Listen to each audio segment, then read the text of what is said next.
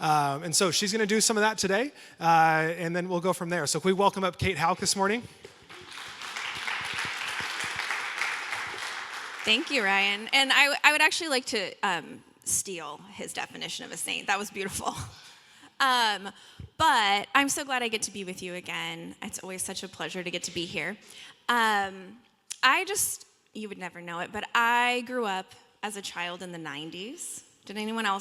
Was anyone else living in the 90s? You have to ask now because some people actually weren't there. Wild. And so I was raised being told that you can be anything you want to be. You are going to be something amazing. And I kind of blame Richard Simmons and the Girl Scouts for this messaging in my life, because I was told you're going to be something amazing. And then I was also raised in Christian church culture.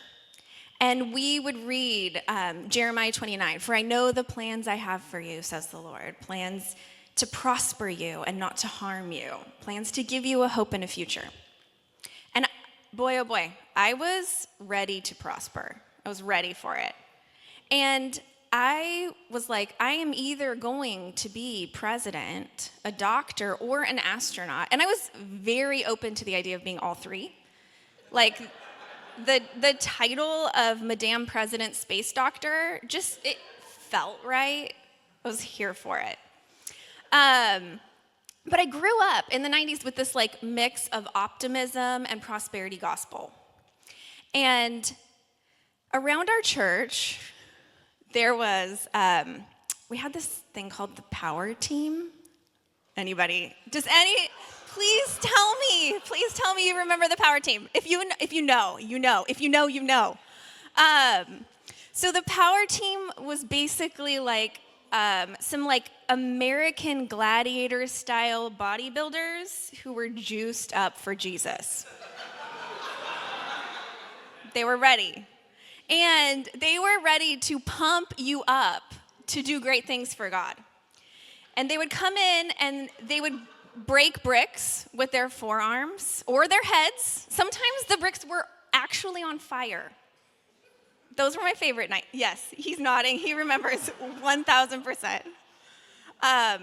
They would break baseball bats over their legs and one after another, just throwing them and then throwing them into the audience, which now is pretty dangerous.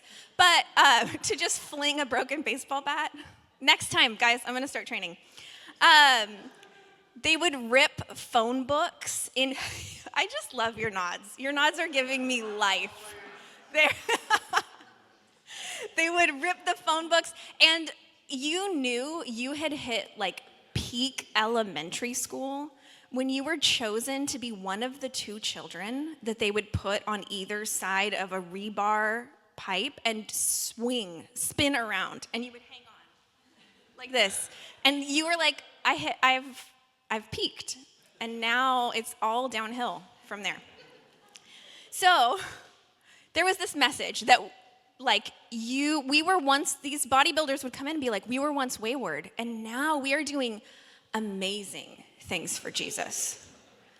And then I went on to a Christian college where there was this message the whole time that you're being trained to do these great things for God. You're going to go out and you're going to do amazing things.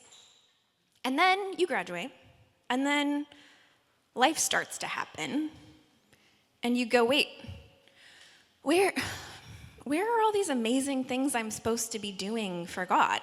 What does that mean? What does that look like?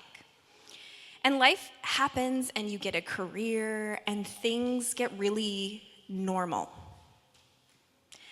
And some of us might wonder, where along the way did I miss God's plan for my life? Maybe I missed that big crazy thing I was supposed to do with God. And I had a friend who was once talking about her experience of anxiety. And she said, I grew up being told I was special. And now I live a really ordinary life. And I fear I'm doing everything wrong because it's all just so normal. Right there, at no point did I think that the dirty dishes in my kitchen were God's call on my life. I still question it often. But today we're gonna be introduced to a young woman who had very similar questions about God's plan for her.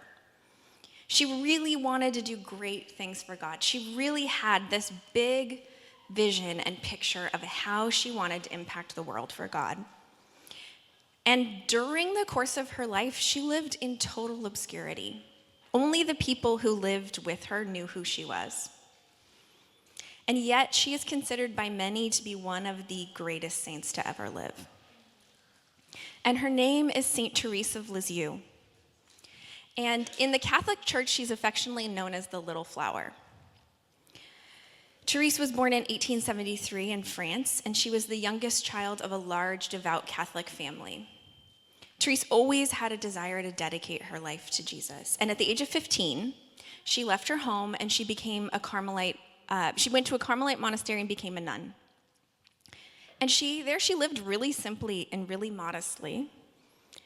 And from the ages of 15 to 24, Thérèse never even left the monastery. She was just there. And at the age of 24, she died of tuberculosis. And you would think that's the end of her story.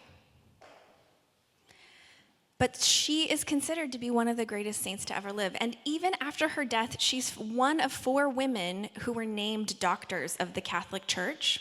Those women are Saint Thérèse of Avila, Catherine of Siena, Hildegard of Bingen, and Thérèse.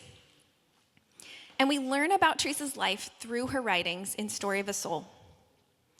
It's a very simple but compelling story of this life that's lived in everyday moments. And through it, we kind of can see that Thérèse is this very small person with a gigantic soul. In her writings, Thérèse recalls memories of her experiences with God in childhood and in everyday life, and she recounts these little moments where she was working out her salvation through everyday interactions. And in her writings, she's very upfront about how she is discouraged when she's reading about all of these great people, all of these great saints. She notices, okay, this is how they pray, this is what they do, this is what they don't do. And she's like, I can't do that. I'm too small, I'm too weak. And so she kind of is like, I don't know how to do this. And Thérèse is known as the Little Flower, and her spirituality is called the Little Way. So what is the Little Way? For Thérèse, the Little Way is entering each and every moment, these daily interactions, as a doorway to spiritual formation, as a way to bring the kingdom to the world. She says, without love, deeds, even the most brilliant, count for nothing. Really, at the heart of it, the little way is the heart of the gospel. It's about living out love in small moments.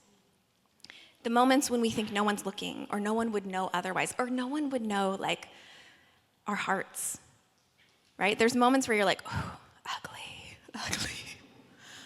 But that it's in those moments that we're working out in conversation with God the person we're becoming, who he has for us to be. The little acts of love that comprise the Little Way form and shape not only us, but the people that we come in contact with. She says, I'm a little brush that Jesus has chosen in order to paint his own image in the souls entrusted to my care. And the reason that Thérèse is so beloved is that she is super relatable. She is doing everyday things and people are getting on her nerves, and she writes about it. And it's quite delightful. You might be tempted to think that if you choose to live in a monastery, you're like a next level Christian, and so like you don't get irritated by little stuff because you've, I don't know, self-actualized. I don't know what the goal is, but the people who have chosen to live in these communities are very much everyday, very normal people. And so there's something really humanizing and relatable and delightful about reading about these little pet peeves. An example from her book is so she's given orders to write her story by her superior, and she wants nothing more to just get her chores done and write. And there's this moment where repeatedly this gardener keeps coming by and interrupting her while she's trying to write. And at one point he even says, like, "Wow, aren't you so glad you have me to come and interrupt you from all your boring writing?" And she's like, "Yeah." But she just leans into it, and she trusts that the interruptions are part of God's invitation for her. And she trusts that God's revealing himself even there. So we're gonna read an excerpt from Story of a Soul that is delightful. She says, "There was a certain nun who managed to irritate me in everything she did. The devil had a part in it, for it was certainly he who made me see all of her bad points. Not wishing to give way to natural antipathy, I reminded myself that sentiments of charity were not enough. They must find expression, and I set myself to treat her as if I loved her best of all. I prayed for her whenever we met and offered all of her virtues and merits to God. I was sure that Jesus was delighted at this, for artists always like to have their work praised. And it pleases the divine artist of souls when, not stopping at the exterior, we penetrate the inner sanctuary where he dwells to admire its beauty." Can you imagine doing this with the person that irritates you? I prayed earnestly for this sister who had caused me so much struggle, but this was not enough for me. I tried to do everything I possibly could for her, and when tempted to answer her sharply, I hastened to give her a friendly smile and talk about something else. For, as it says in The Imitation, which is The Imitation of Christ by Thomas à Kempis, it is better to leave everyone to his own way of thinking than begin an argument. Sometimes, when the devil would make a particularly violent attack, if I could slip away without letting her suspect my inward struggle, I would run away from the battle like a deserter. And what was the result? She said to me one day, her face radiant, "What do you find so attractive in me? Whenever we meet, you give me such a gracious smile." What attracted me? It was Jesus hidden in the depths of her soul. Jesus who makes attractive even what is most bitter. Thérèse sees Jesus in the people who are challenging for her. Thérèse invites God into these moments when she struggles to love others. And she looks for how he is revealing himself to her through them. Now, I know you guys aren't going to like this question, but who is hard for you to love? Who's challenging for you? And can you imagine that they might be the very place God is revealing himself to you? Through her writings, we see a small young woman give herself to love in her everyday life. She gives herself to the life that she has, not the life that she thinks she should have. She doesn't strive towards it. She lets go of her attempts to be this great saint, to have this big and great life, and make it happen on her own terms. She enters into life with God as she is, rather than the person that she thinks she should be. And I'm sure that Thérèse did not think that this was going to be her path to greatness, right? At no point in her life did she see things getting bigger and greater. And it wasn't even until after her death that really she became what she always wanted to be. She leans into these two virtues, the virtues of humility and confidence. Now, humility is the accurate assessment of self, so not thinking too much or too lowly of yourself.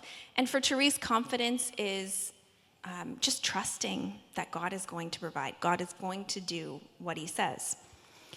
And these are rooted in the gospel story. In Matthew 18, Jesus is talking to his disciples, and they're getting a little bit too big for their britches. they're starting to fight about, like, okay, who's going to be the greatest in the kingdom? And Jesus brings before them a young child, and he says, unless you change and become like a little child, you'll never enter the kingdom of heaven. Like, you guys just don't get it. And the word that Jesus uses in this moment is actually for a baby or a preborn child. So he's saying you need to become like a baby in order to enter the kingdom. You need to be dependent. What do we know about babies? What are they good at? Basically 3 things, right? Being cute, sometimes, yeah. Being cute. They come into their own. Pooping and crying. That's it. They are utterly dependent on their parents. And so in John 15, when Jesus says, apart from me, you can do nothing, he is inviting us into a dependence on him. Not just in the big moments, but in these like really everyday moments. And just like a baby, we are invited to be loved just as we are, not because we can do anything. You're loved just because you're his. That's it. We don't have to make ourselves lovable. That's the opposite of the gospel. 1 John 4:19. We love because he first loved us. When kids are little, they trust that they can run to their parent for anything. And through this, Thérèse continues to have the boldness of a child to trust that God is going to take care of her. She essentially says, these are the invitations in front of me. I am going to do little things with great love. I'm going to pour myself into these small moments. We're invited to trust that God is forming and shaping us by our everyday lives to be shaped into the image of Jesus. You don't have to go outside of your everyday life to do something significant for the kingdom. It's right in front of you. You're advancing your own little corner of God's kingdom in your home, at work, in your neighborhood, at school. That's the place you're being invited into. And if those big moments present themselves to you, wonderful. Step forward, step in. But there are also invitations right in front of you. Thérèse invites us into this like messy middle space of sanctification, of our spiritual formation, where she is open about her irritations and her pet peeves. And she opens them to God as the beginning of a conversation around who she's being invited into becoming. And I think we can follow her into that. A lot of times, we are tempted to force ourselves into virtues or into the fruit of the Spirit because we think that's the way Christians should be. I need to act like a Christian. I should be a good person. I should not steal. I should not lie. I should not tell that person who just cut me off my true feelings. Galatians 5:22-23. The fruit of the Spirit are love, joy, peace, patience, kindness, goodness, faithfulness, gentleness, and self-control. The fruit of the Spirit are the outcome of a life lived with God. They are the product. They are a description of the kind of people that we become as we live life with God. But when we put them on without the love that underpins them, then we're just putting on another mask to hide our shame. Through Thérèse, God is saying, stop trying to be who you think you should be. Be who you are, right here. That's enough. I'll meet you there. He says, I want you to receive my love, and I'm going to let it shape you in these small, everyday interactions. And then the person that I have designed you to be, the way that you uniquely reflect my presence in this world, will come naturally from the life that we build together. So, we're invited into a posture of surrender, a surrender to the life that we have. We're going to take a moment and we're going to present ourselves to the invitations that Thérèse has for us. I'm going to pray, and we're going to have some reflection time. There's going to be some questions on the screen. And these are meant as the beginning of a conversation with God. These are the beginning of a conversation between the two of you. And then there's going to be a video song that we're going to sit with, and then the band's going to come up and play again. So let me pray for us as we move into a posture of prayer and conversation with God. God, you are not just in the big moments, but you're in the small ones too. Would you bring to mind the ways that you're inviting us to join you in our everyday lives, in our comings and in our goings, in our joys and irritations. Lord, you are doing something beautiful in the midst of it. May we have eyes to see it. I want you to take a moment. Begin by taking a few deep breaths in through your nose and out through your mouth.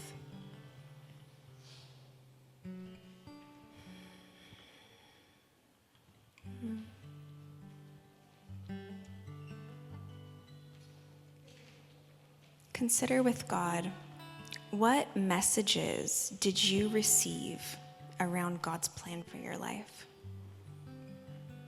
What did you think God's plan would be?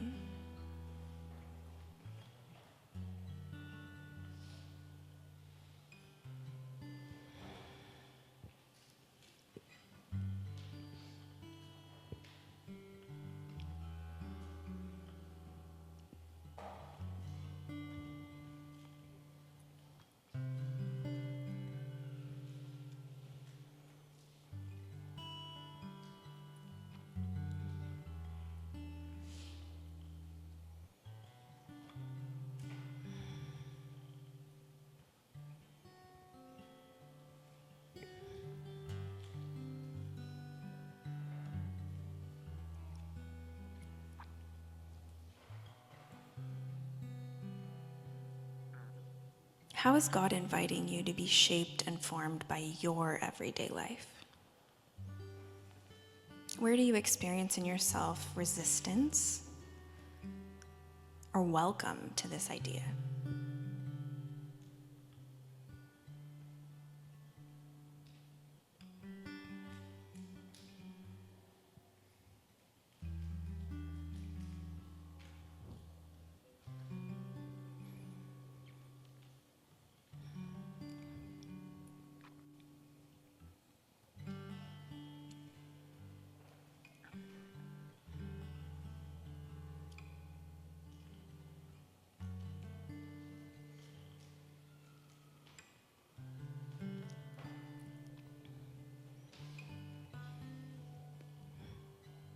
Bring to mind someone that you find particularly difficult. How might you pray for them with some regularity? How might you serve them in a practical way? Or maybe ask God to show you one thing that He loves about them.